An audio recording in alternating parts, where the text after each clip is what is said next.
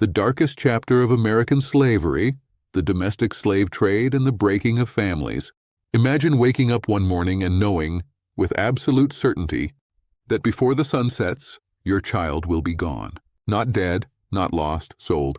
This was not a nightmare. This was Tuesday in antebellum America, and it happened hundreds of thousands of times. Somewhere in New Orleans, in the winter of 1840, a woman named Emily Russell stood on a wooden platform in a crowded market on Chartres Street. She wore a white dress, not her choice. Buyers inspected her teeth. They squeezed her arms. They asked her age and her trade. She answered because she had to. Her 2 young sons, ages 4 and 7, stood beside her. She gripped their hands so hard her knuckles ached. By noon they were sold to different men. She never saw them again. Emily Russell is one name that survived. Most did not. But her story, and the stories of the tens of thousands who passed through the New Orleans slave markets, represents what historians now call the domestic slave trade. The most brutal, most profitable, and most deliberately erased chapter in American history. To understand the domestic slave trade, you have to understand the economic earthquake that preceded it. In 1793, Eli Whitney invented the cotton gin. Within a decade, cotton production in the American South exploded.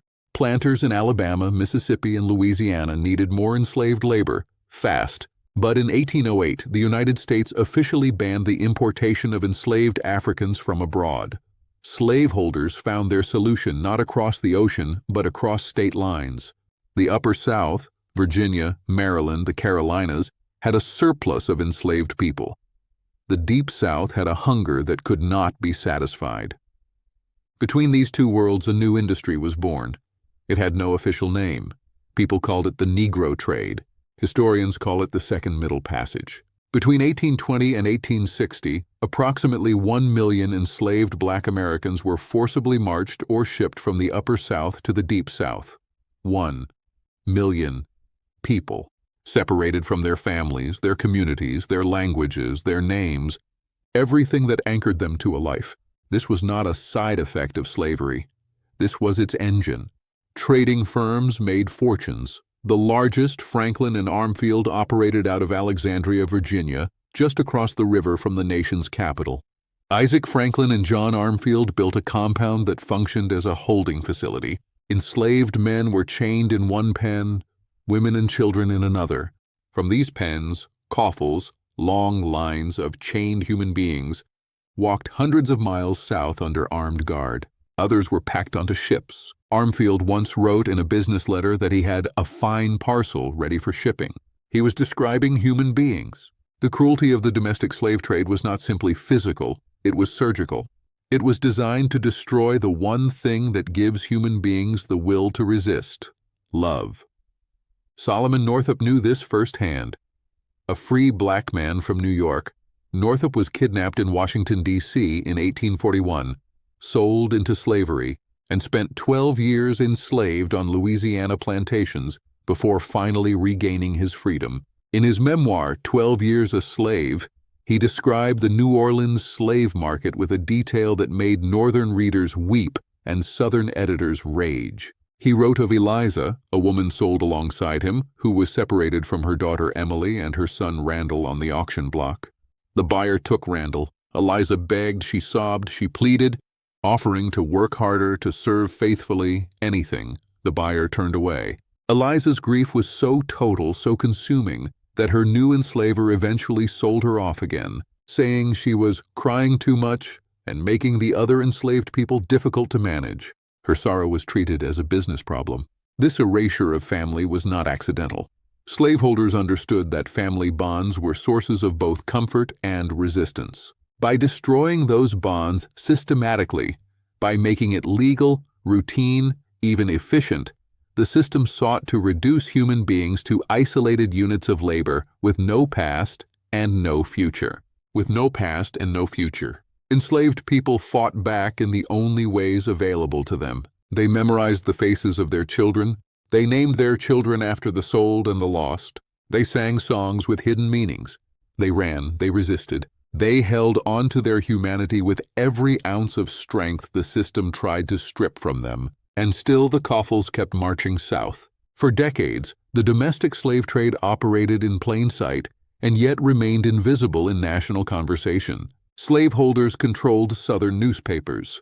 Northern politicians preferred compromise to conflict.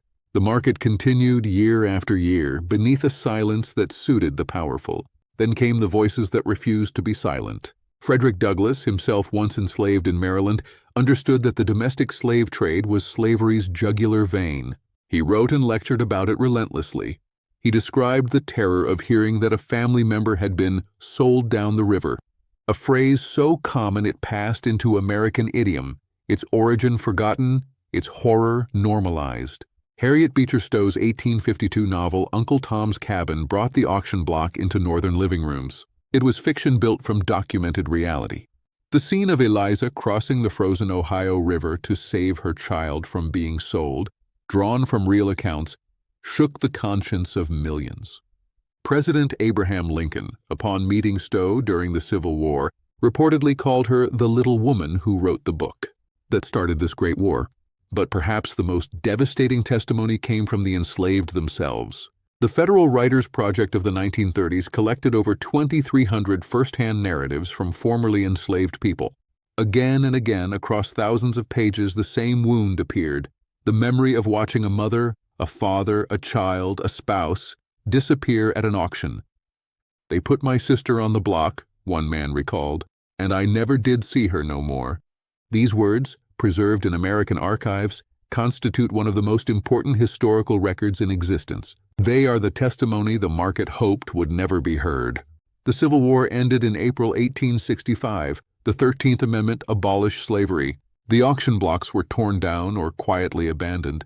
The holding pens were converted into other uses. Franklin and Armfield's compound in Alexandria, Virginia eventually became a hotel, then a Civil War hospital. Then, for a long time, nothing the city chose to discuss. But the consequences of the domestic slave trade did not end with emancipation. They echoed forward across generations. Scholars estimate that in the antebellum period, the domestic slave trade separated approximately 600,000 enslaved marriages and took children from over 800,000 enslaved mothers. These were not statistics in their time, they were screams. The deliberate destruction of black family structures during slavery, followed by black codes, convict leasing, Jim Crow, redlining, and mass incarceration, forms an unbroken chain that historians and sociologists continue to trace through to the present day. In 2023, the city of Alexandria, Virginia officially opened the Freedom House Museum. At the site of the Franklin and Armfield slave trading compound, for the first time, the building that once held thousands of human beings in chains was dedicated to telling their story, not the story of the traders, but of the traded. Outside the museum, a historical marker reads, "This building was used to hold enslaved African Americans, who were to be sold to the Deep South."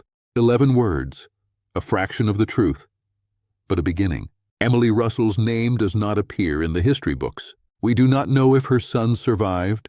We do not know if she lived to see emancipation. The domestic slave trade was so vast, so routine, so carefully documented in ledgers and receipts, but never in human terms, that most of the people who passed through it remain nameless. But they were not faceless.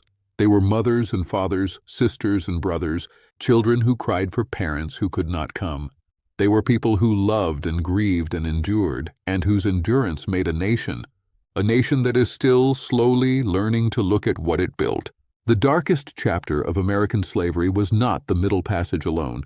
It was also the 10,000 ordinary mornings, when ordinary commerce tore ordinary families apart and called it legal.